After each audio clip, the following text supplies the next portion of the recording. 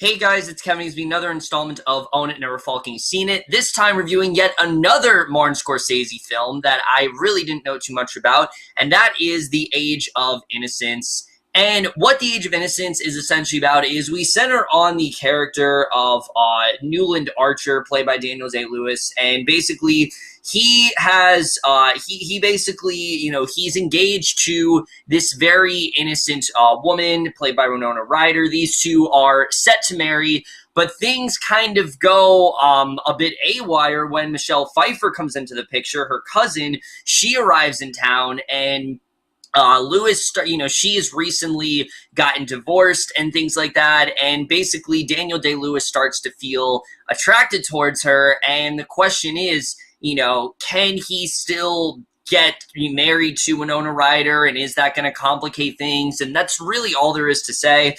So Age of Innocence, I'm going to be honest, I really knew nothing about this movie. I knew it was Martin Scorsese, I knew it had Daniel Day-Lewis, I knew it had Michelle Pfeiffer, I knew it had Winona Ryder. That's really it, and that's the main reason why I got this Criterion. I actually recently got this in the most recent Criterion sale, the one that just wrapped up just a couple days ago. Actually, this is one of the ones I did end up getting, and that's really the only reason I got it. I haven't really heard anything else about this movie, and after watching it, it's pretty much makes sense why I haven't heard of this one, since this is definitely one of the lesser Martin Scorsese films. Now, don't get me wrong, I don't think this is a terrible movie or anything like that, but just in general, it is not up to par with Scorsese's other work, and that definitely does disappoint me overall. But we're just getting to right now, which the first thing I'll talk about is the performances. All the performances here are all uniformly great. Daniel Day-Lewis does do a very good job in this film as Newland Archer. He's not really breaking any new ground here. He just does show how good of an actor he is. There are some scenes with Archer that he really does act out very well. There's nothing in particular that's amazing work from him, but obviously he does do a good job. I mean, it's fucking Daniel Day-Lewis. Obviously, he does do a very good job here. I really did enjoy him in this film, and, despite the fact of how I felt about his character, I definitely did really like him here. However, the strongest for me was easily Michelle Pfeiffer. I really loved her presence in this film as the Countess. I thought she was such a well-done character, and the chemistry between her and Daniel Day-Lewis are some of the best scenes in the film. I love seeing these two interact.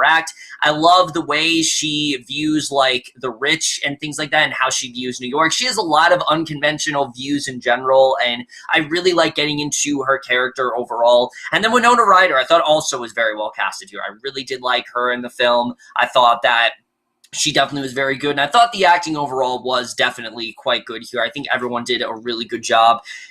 Now we get to the directing, though, because that's really where I do think this film does falter a bit.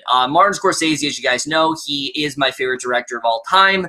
It's films like Wolf of Wall Street that remind me why I love him. And then there's films like this where I really don't know why he took it, because nothing about this movie feels like a Scorsese film. Now, on one hand, you're going to think I'm contradicting myself, because I'm always the guy that says that directors should do something that is out of their wheelhouse and should do something that's a little bit different from what they're known to do. I'll give you a perfect example. Paul Thomas Anderson with Phantom Thread.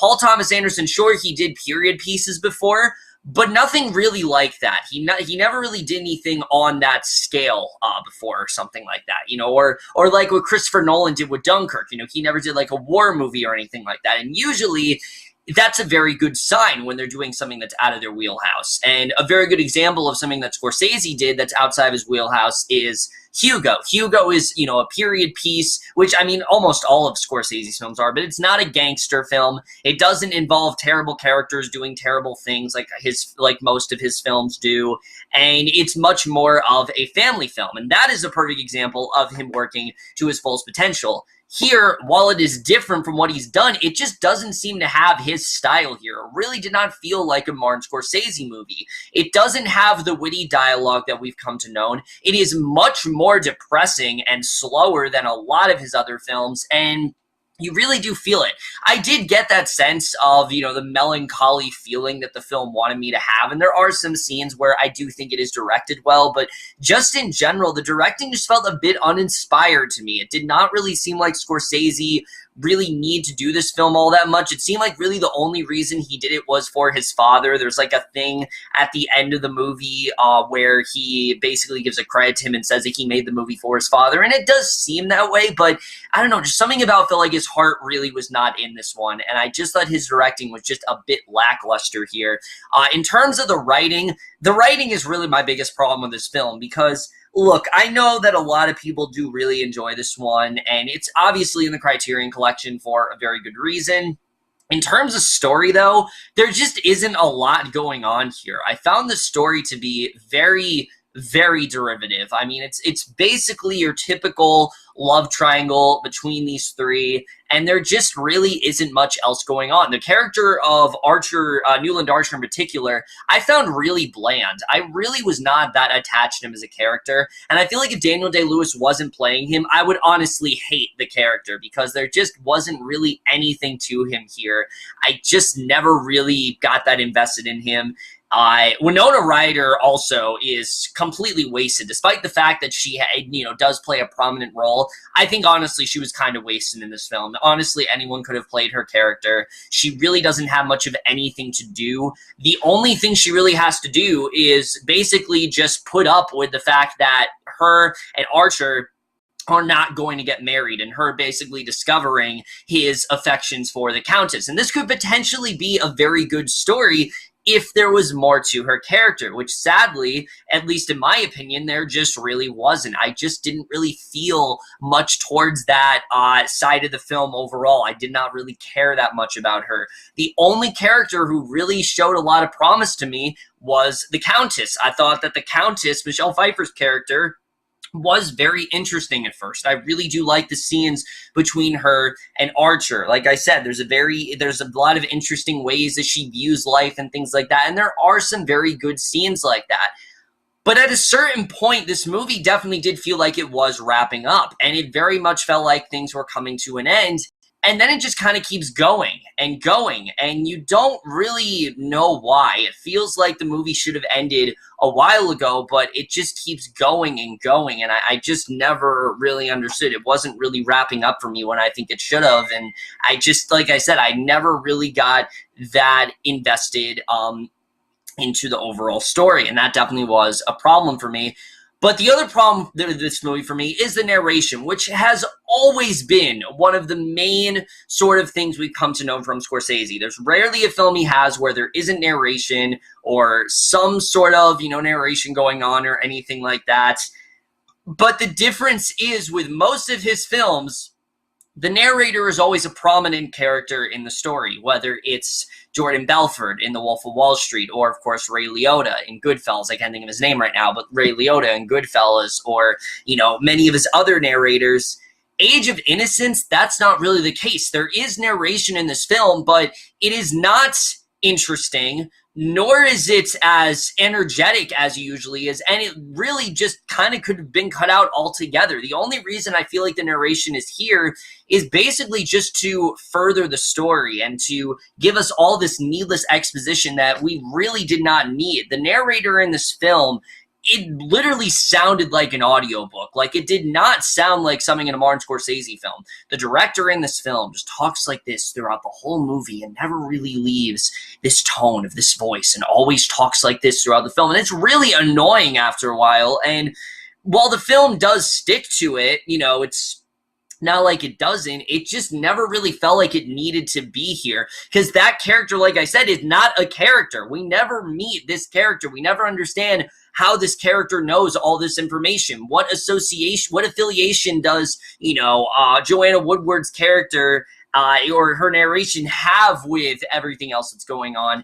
It just felt so needless, and it felt like it was only there because, again, it's something that we've come to know from Scorsese, and I just really did not need that narration at all. It could have been cut out altogether, and I just really was not a fan of it.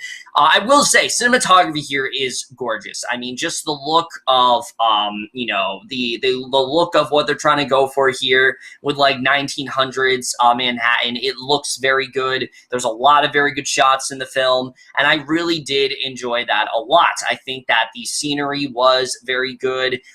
It kind of reminded me of Phantom Thread at points, and I don't know if it's just because of the Daniel Day-Lewis movie, but just the look of this film gave me a very Phantom Thread type vibe. But again, while Phantom Thread has some very compelling characters, this film just did not really have that for me. I really was not that into all the characters and things like that. The score was whatever. Again, nothing really that memorable. And again, for a Martin Scorsese film, the score here is surprisingly very, very forgettable. It's nothing that I'm really going to remember. It's nothing that I listened to on my own, and I hate saying that because that's another thing I love about Scorsese films, and this one, once again, just does not really have that great, score that we all know and love.